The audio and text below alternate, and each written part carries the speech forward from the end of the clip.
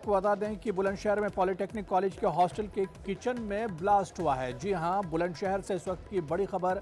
Cylinder फटने से 10 तलबा समेत 13 अफराद झुलसे हैं। जख्मियों को अस्पताल में दाखिल किया गया है। तो बुलंदशहर से इस वक्त की बड़ी खबर, पॉलिटेक्निक कॉलेज के हॉस्टल के किचन में धमाका हुआ है। सिलेंडर फटने से 10 तलबा समेत 13 अफराद इस धमाके के शिकार हुए हैं।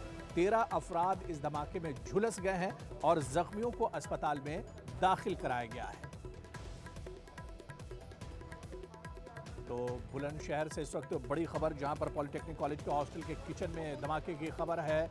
10 अफराद 10 तलबा जख्मी हुए और इसके अलावा कुल यानी 3 लोग स्टाफ के भी शामिल हैं जो इस धमाके के शिकार हुए हैं, झुलस गए हैं। जख्मियों को अस्पताल में दाखिल कराया गया है।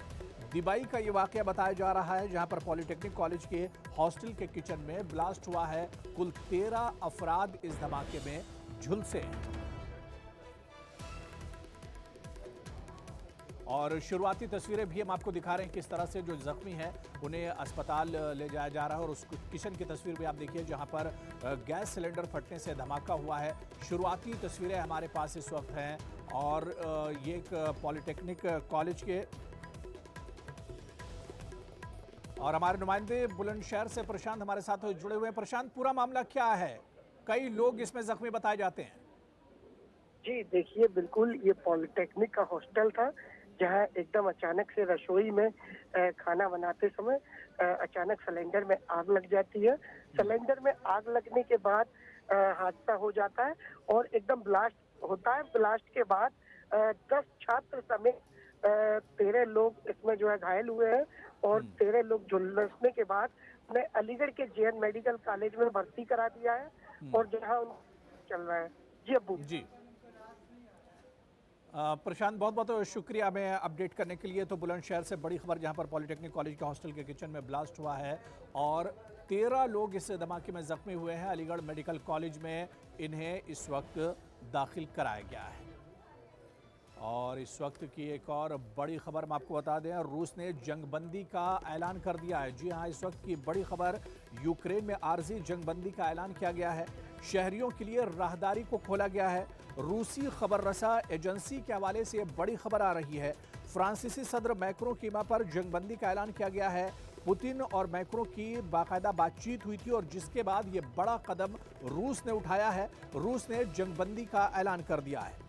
यूक्रेन में आर्जी जंगबंदी का यह ऐलान किया गया है। शहरियों के लिए राहदारी को खोला गया है। जो शहरी फंसे हुए थे उन्हें बाहर निकालने की कोशिश की जा रही है।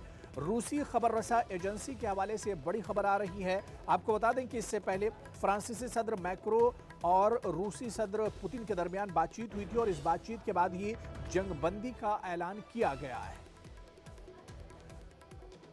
और आलमी उमूर के माहिर प्रोफेसर मुहिब्बुल हक साहब इस वक्त हमारे साथ फोन लाइन पर जुड़े हुए हैं। मुहिब्बुल हक साहब, सर आपका बहुत इस्तकबाल है न्यूज़ 18 उर्दू में। सर, खबर आ रही है कि रूस ने जंगबंदी का ऐलान कर दिया है। देखिए, ये जो जंगबंदी है, जाहिर सी बात है ह्यूमैनिटेरियन एड की बहुत ज़्यादा ज़रूरत पड़ती है कॉन्फ्लिक्ट जोन्स में, जहाँ पे कैजुअलिटीज होती हैं, जहाँ पे खाने की अशिया की खल्लत हो जाती है, वाटर प्रोसेसिंग, अगर प्लांट्स वगैरह तबाह हो जाएं तो वाटर की सप्लाई की प्रॉब्लम हो जाती है। जो बीमार होते हैं उनको तिब्बी इमदाद की जरूरत होती है। ये तमाम चीज़ें हैं जिसमें जो ह्यूमैनिटेरियन ग्राउंड में वॉर के दौरान किस तरह से सीज़फायर होते हैं। ये बहुत अच्छी बात है कि जो डेडलॉक था यूरोपियन कंट्रीज और रशिया के बीच में, वो इससे टूटता हुआ नजर आ रहा है और फ्रेंच प्रेसिडेंट फिर से कोशिश कर रहे हैं निगोशिएट करने की। यूक्रेन और रशिया के बीच की जो वार का कोई सोल्यूशन है वो सिर्फ नेगोशिएटेड सेटलमेंट, इसके अलावा और कोई रास्ता नहीं। बिल्कुल। प्रोफेसर मुहिब्बुल हक साहब, क्या आपको लग रहा है कि इस सीज फायर के बाद, इस जंगबंदी के बाद अब आगे जो है तो रशिया इस तरह का कदम नहीं उठाएगा? क्या नहीं, गारंटी? ऐसा नहीं है। रशिया इस तरह का कदम उस वक्त तक उठाता रहेगा जब तक कि उसे ये एश्योरेंस या तो नाटो की तरफ से मिल जाए कि वो यूक्रेन को नाटो में शामिल नहीं करेंगे, या यूक्रेन की लीडरशिप ये खुद कहे कि हम यूक्रेन के हम नाटो में शामिल नहीं हैं।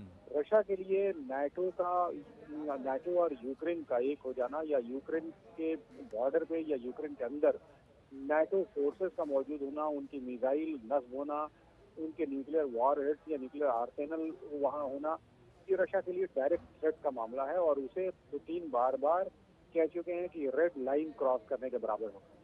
तो मैं ये समझता हूँ कि जॉर्जिया और रशिया को जब तक ये एश्योरेंस नहीं मिलता है कि ये कंट्रीज नाटो ज्वाइन नहीं करेंगे, तब तक पुतिन जिसे कहते हैं आर्जी तौर पे जंगबंदी करेंगे, लेकिन अपने हदफ से कभी पीछे नहीं हटेंगे।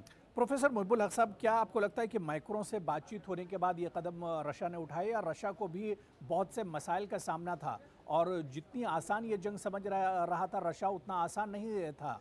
रशिया को भी काफ़ी परेशानियों का सामना करना पड़ रहा था इस जंग में। देखिए, रशिया चूंकि एक इंटरनेशनल पब्लिक ओपिनियन का भी एक प्रेशर है, इंटरनेशनल कम्युनिटी का प्रेशर इस जंग में बहुत हद तक आइसोलेट हुआ है वेस्टर्न पावर्स की तरफ से, और ऐसी हालत में रशिया की इकोनॉमी भी बहुत ज़्यादा अच्छी पोजीशन में नहीं है, तो इसलिए वॉर में अपनी पूरी पोटेंशियल का इस्तेमाल भी नहीं किया है। जो एयर पावर एक्सपेक्टेड था कि रशिया यूज़ करेगा और बहुत कम देर में ही डिसमेंटल हो जाएगा, जो रेजिस्टेंस है यूक्रेन का, वैसा नहीं हुआ।